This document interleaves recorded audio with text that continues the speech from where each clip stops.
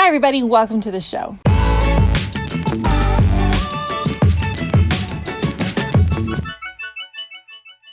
Hello everyone, welcome back to our channel. This is Raising A to Z. It is a YouTube channel all about homeschooling. My name is Amanda. I am a teacher turned homeschool mom, and we just got back from holidays. We literally pulled into the driveway around 11:35 last night, and so unfortunately I didn't have time to film a video this week for you guys. But have no fear, I didn't want to leave you high and dry. So instead of having a brand new video for you, I'm actually going to share a video that I did at a conference back in February. I was asked to speak at the Canadian Online Homeschool Conference, and I tackled the question, will homeschooling ruin my child? I think it's a big fear that a lot of homeschoolers, especially people who are deciding on whether they want to homeschool, is something that they're afraid of. Will homeschooling my kids turn them into a bunch of unsuccessful weirdos? It's a valid question. And so that is going to be the topic of today's chat, is going to be that talk that I did back in February. But before I get into that, why don't you guys take a second to subscribe and click the bell to get notifications? That way, when I do put out a new video, which will be next week, you can get all the information sent right to you. Also, if you want to get more information about the Canadian Online Homeschooling Conference, or when it's going to happen, because it is an annual event, why don't you jump down and subscribe to my email list, and I will be sending out information as the registration for that comes up later on this year, because it is a fantastic conference. So here we go. Will homeschooling ruin my child? Enjoy. Is homeschooling going to ruin my child? I think this is a really big fear. Like it's a big fear that can be broken down into smaller segments. And that's what we're going to do. We're going to kind of break this question down into kind of 3 smaller questions. But it is a fear. It's a fear that a lot of homeschoolers have, is that somehow through choosing to educate their kids at home and out of what is considered the typical normal public school system, that their kids are somehow going to be ruined for life, that they're going to end up being unsuccessful, jobless weirdos who have no ability to function in modern day society. Will homeschooling ruin my child? Could. I guess if you locked your kid in your house, didn't have any interaction with anyone outside of your immediate family, you didn't study anything but one subject and only the books and stuff that you had in your home, and that they never left the house and that's all they ever learned, then yeah, hypothetically, your kids could be weirdos. But the fact that you're asking the question tells me that you have bigger plans for your kids outside of just your immediate family home, that you intend to introduce your kids to a variety of ideas and books and videos. It tells me that you are concerned about making sure that they become fully functioning adults in society, that you want them to have a really great foundation of learning, that they learn how to learn, and that they can just be really good, successful, happy humans. So the fact that you're asking the question tells me that you're probably on the right course, that you are not going to ruin your kids. But to help some people, let's break down this will I ruin my child into kind of the 3 big fears that come with it. That your kid's going to be a weirdo, that they're going to have a poor education or only be focused on one thing, and that they will never get into university. Those are kind of the 3 big things that go into will I ruin my child. So let's start with that. Will homeschooling ruin my child and turn them into a weirdo? That is, again, I think this is one of the most irritating questions for homeschool veterans. It is the question of socialization. Will my child be properly socialized if I homeschool them? Obviously, every homeschooler who has been doing it for a long time will tell you your kid's going to be fine. Socialization is not what the public system wants you to think it is. Socialization is about learning to function in society. And it's about learning how to, go to a grocery store and check out. It's about learning how to, order at a restaurant. It's learning how to wait in line at different places. It's learning how to interact with people of different ages and races and ethnicities and backgrounds. It's learning how to, be kind to people and how to, be helpful. These are all parts of learning how to function in our society, because this is what our society requires. What our society does not require is that every child be best friends with 25 kids who just happen to be the same age and live in the same town. That doesn't make real friendships. Being classmates doesn't automatically mean true friendships and true interactions. So In fact, just by that definition, you're already removing some ideas that like peer pressure and bullying is a real thing that happens in schools. And it's a negative form of socialization and social interactions. So by homeschooling your kids, sometimes you get to minimize some of those interactions, and you get to help your kids form really true, strong personal relationships with people that they're really connected to and that they're really interested in and that they really have a foundation with. You know, they can have a couple of close friends. They can have really good interactions with family members of a variety of ages. You know, our kids, we lucked out that we live pretty much in the same town as almost our entire family. So our kids spend a lot of time with their grandparents, both sides, cousins, their aunts, their uncles. Like, just within our family, our kids see a lot of different people from different backgrounds and different ages on a regular basis. And that's before we do anything outside of our home, really. Homeschoolers will tell you that homeschooling doesn't mean that you're at home all day. Like, you're rarely at home. We often are out at least part of the day at the park.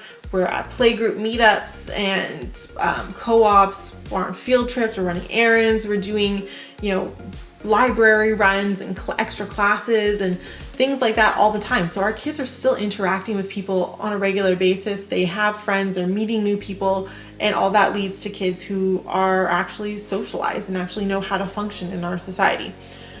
From experience as a teacher and a youth leader and now a parent, I will say that I have discovered that homeschoolers tend to be a little bit truer to themselves than public school kids. They don't necessarily bow to the pressures of what is cool and what's popular as easily because their groups are so much smaller. So they don't have as much pressure on them. That can make them be a little weird. That means that sometimes they have passions and interests that are not within the realm of normal or that are outside of what is cool. Kids who are super into bugs or bees, kids who really are into, we have a friend who's homeschooling her daughter, and her daughter is really into bunnies. Obsessed with bunnies, to the point where she's now breeding bunnies and becoming a breeder. But that doesn't make them bad people, and that doesn't make them weirdos. I always think it's funny that we spend so much of our primary years, up until you're about 18, where we've spent all this time trying to get our kids to be normal and trying to get them to fit in and trying to get them to, just be part of the group. And then as soon as they're in university or college and in the job market and looking for employment, all of a sudden we're asking people to be unique and different, and what makes you stand out, and how are you different from Joe Blow down the block who's applying for the same job as you and has the exact same education. We spend so much time forcing kids to be normal that they forget how to be unique. And I think that as homeschoolers, we have that ability to raise kids who are confident in their uniqueness and confident in what makes them different and special from others. And I think that is such a powerful thing that we get to give our kids. So being a weirdo might not be such a bad thing. As long as you can function in society and you're happy doing it, being a little bit different is actually good. Will homeschooling ruin my child because they have a poor education or they're only interested in one thing? This is a big question that we get a lot of, and I think it's probably one of the more valid questions, because as the parents taking on a role that is not typical in our society, becoming the educators, becoming the ones in charge of what our kids are learning, it is a lot of pressure on us to know everything and to be able to help them and be able to make sure that they get the education they need and deserve. That being said, you are enough. You know enough, you're smart enough, you're creative enough to educate your kids. You don't have to do it all either. There are so many great programs out there that can help you, from awesome curriculum to online classes to programs. There's experts in YouTube. You don't have to physically know it all. And that, I think, is a really reassuring thing for a lot of people. What if our kids miss something? What if we miss something? Well, kids can learn it. I think I always tell people the biggest thing that I expect my kids to be able to do is to learn. That is all I ask of them. I don't ask them to be able to spit me facts and remember everything that they've ever learned. I just want them to be able to learn how to learn. That when they don't know something, that they can go and find the answer and learn whatever they need to learn in order to get to their final goal or the result. Some parents get really concerned when their kids are totally obsessed with one topic. And they're saying, well, all my kid wants to do is play with trains all day and learn about trains. Like, this is just so annoying. Like, what if by the time they, get to university age, all they know is stuff about trains because they just have no interest in anything else? Well, first off, we call those people professors. People who have one obsession and know everything about one singular small topic. Yeah, we call them professors. And by our society standards, they do pretty well in life. Secondly, just because kids are interested in one singular topic doesn't mean that they can't learn other subjects and other things. We just need to frame it differently and frame it around that topic. So, like, for example, with trains, there's lots of things you can learn using trains as kind of your foundation. You can learn about the history of trains. You can learn about the evolution of trains and as they grow from, a little push cart all the way up to the really fast ones that they have now. I don't know what they're called. My kids don't like trains. But you can also talk about, geography and the westward expansion and the, establishment of the train track system in the United States and Canada. You can talk about ratio and scale when you're talking about different models. There's so many things that you can talk about when it comes to a certain subject. You can expand it to fit other subjects and bring it into that singular topic. So if your kids are totally obsessed with something, use it to your advantage. Use it as the thing that sparks their interest in learning other topics and other ideas. And that's probably the best thing. That's the best that we can do. The other thing that we should be doing on a regular basis is strewing. Strewing is an unschool term, but basically it means we are introducing our kids to a variety of ideas and information and topics and subjects kind of on a regular basis, that they're not just focusing on this. Sometimes we take them and like, here, look at this thing, or here's a microscope, look at that. Oh, we're going to go to this Shakespeare play that you've never been to before. If they don't love it, that's okay. It's just about exposing them to different things and different ideas and different topics. Just like when kids are starting new foods, sometimes it takes kids up to 20 exposures before they feel comfortable with the food and will kind of eat it. 20 exposures. And that doesn't even mean that they're going to love it and it's going to be their favorite food. It just means that 20 times they have to see it, touch it, taste it before they're comfortable eating it on a semi-regular basis. The same thing goes for homeschooling. Sometimes you have to, you introduce something, your kids are like, no, I'm not going to do that. No, I'm not interested. It's fine, like whatever. And then they move on to other things. Sometimes you have to expose them to an idea or a topic multiple times before they kind of like, oh, that's kind of cool. And even then they might learn a little bit about it and be like, yeah, that's good. That's enough for me. And then they get to move on. It's not their favorite. So, when you think of like strewing, think of it like introducing food, and it becomes a little less daunting. But it's also a great way because you never know what you're going to introduce something and it's totally going to click with them.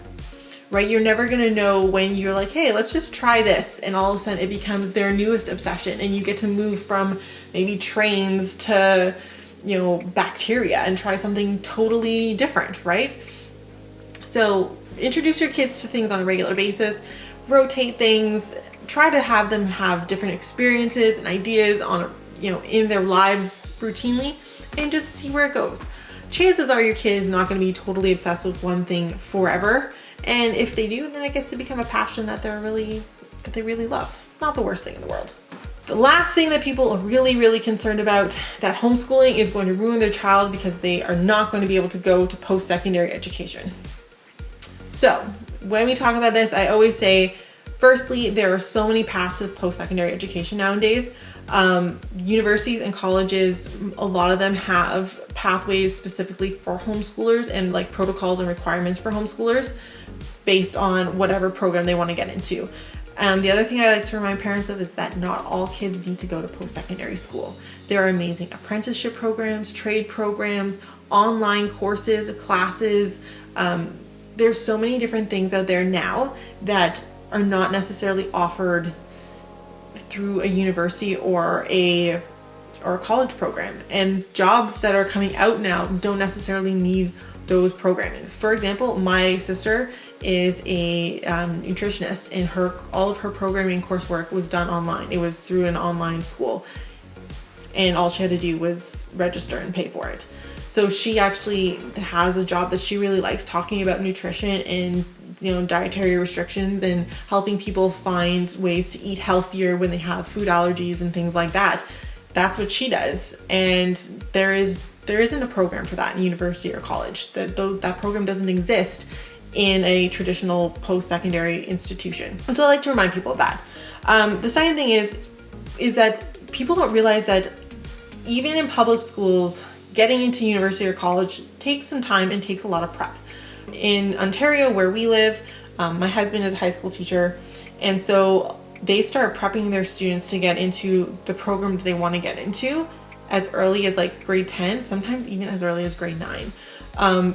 Their kids are looking at what they want to take when they go to university, what university they want to go to, what the requirements are. That's all happening in public school. If you're a homeschooler, you've got to do the same thing, and you've got to give yourself the same kind of timeline, like 3 to 4 years leading up to university or post-secondary or college, whatever you're taking. You want to know what kind of classes they might need to take, what kind of are the requirements. Do they have any special entrance exams that they need to take? Do they need to get a GED? These are all things that just take some research and then some time to make the steps actually happen. If your kid is missing a class, that's okay. There's lots of classes that they can take through online. Sometimes people register and just go into school for one course. Stefan, my husband, has a couple homeschoolers who just come in on like their grade 12 year and just take, a math and an English. And that kind of meets the requirements for the program that they're applying for. There's lots of different pathways to get into universities, colleges, and post-secondary programs now. You just kind of need some time to do the research and figure out what's going to work for your kid. Given everything that I've just said, I want to reassure you too that everyone kind of has a feeling that they are ruining their kids. Everyone has this feeling that at some point in your homeschooling adventure that you have done something that your child is just going to end up being a total weirdo. My kid actually hates children's music and nursery rhymes and all that kind of stuff. She hates it to the point where she throws a tantrum, and I'm going, what if they never learn some of these like things that they need to learn because they're in song form? You have that moment where your kids they're just wired differently, or that's just not their thing, and you really worry that you are going to end up with a child who's just a little bit different and it's just not going to work out in life. But I think, like I said, all homeschool parents have that concern and that fear. I'm sure Billie Eilish's mom had that fear. If you don't know who that is, Billie Eilish is one of the biggest pop stars out there right now.